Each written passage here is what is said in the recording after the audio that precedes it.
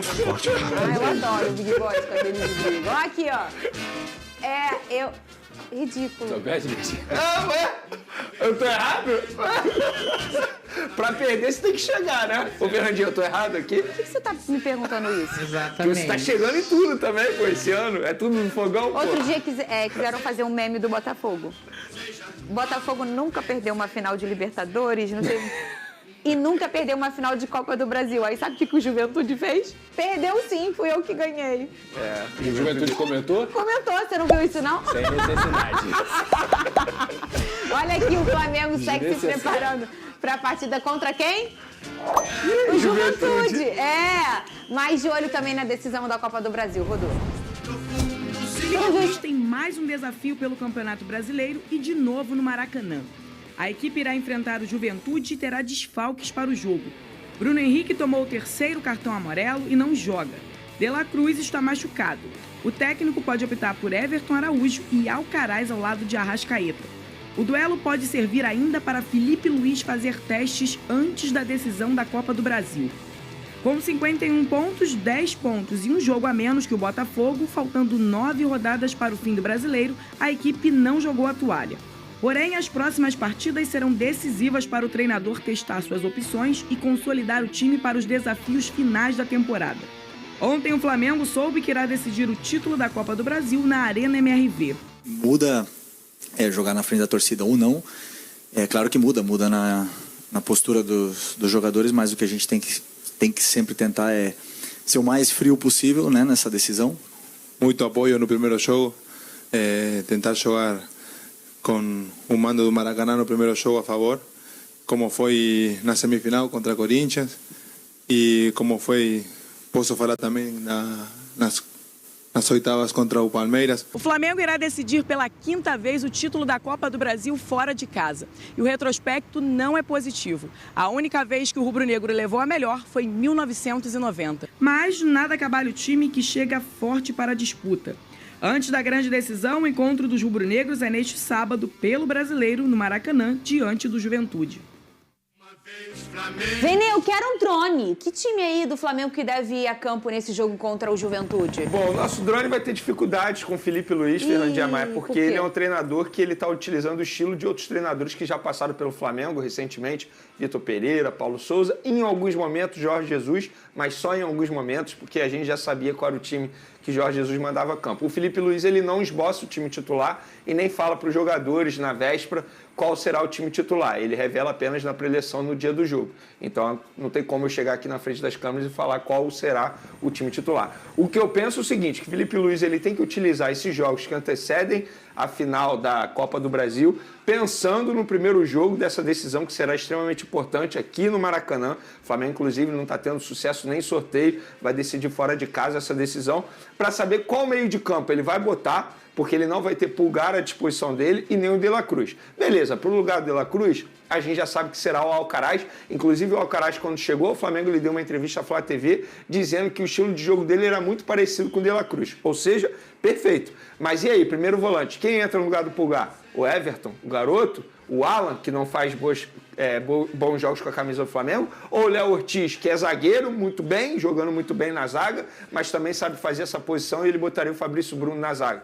Então, o Felipe Luiz, ele precisa pensar. No ataque, ele também não vai ter o Bruno Henrique. E aí, ele vai manter o Gabigol? Vai botar quem no lugar do Bruno Henrique? Então, acho que o Felipe Luiz, claro, você tem que pensar sempre na vitória, mas também tem que pensar numa preparação já visando esse duelo importantíssimo diante do Galo. O Pedrosa, o Vene disse as opções aí que se tem para retocar a ausência do Pulgar e a ausência do De La Cruz. Mas e para retocar a ausência do Bruno Henrique? Será que ele vai continuar com o Gabigol? O que a gente percebeu até aqui é que o Gabigol não está sendo aquele Gabigol que se esperava numa situação mais tranquila, né? Porque agora o Gabigol está numa situação em que ele está mais confortável, num ambiente para ele mais favorável, né, ô Pedrosa? Sim, eu acho que na vaga do Pulgar, Fernanda, é uma lógica muito grande você utilizar o Léo Ortiz de volante e colocar o Fabrício Bruno, porque aí a gente está falando de 3 jogadores de altíssimo nível, que são o Léo Pereira, o Fabrício Bruno, uma zaga muito bem acostumada a jogar com a camisa do Flamengo e que é muito boa,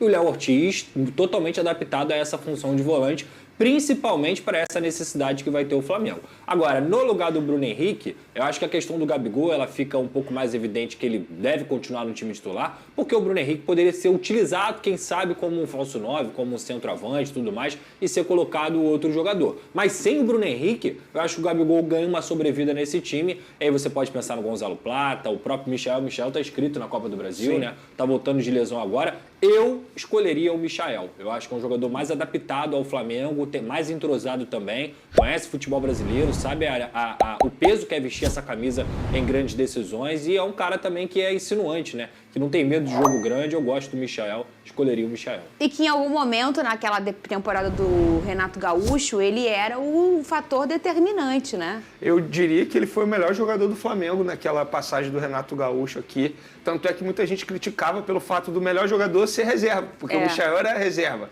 Só que ele entrava muito bem nas partidas, inclusive entrou muito bem na final da Libertadores contra o Palmeiras e, de fato, ele se destacou muito, tanto é que foi vendido e agora retornando. E eu concordo com o Pedrosa, eu começaria com o Michael. Embora o Felipe Luiz, na última entrevista coletiva, tenha revelado que o Michael ainda não está 100% fisicamente. Mas se a gente for parar e analisar, até o primeiro jogo da final da Copa do Brasil tem cerca de 12, 13 dias. É tempo suficiente para o Michael se preparar e ficar 100%.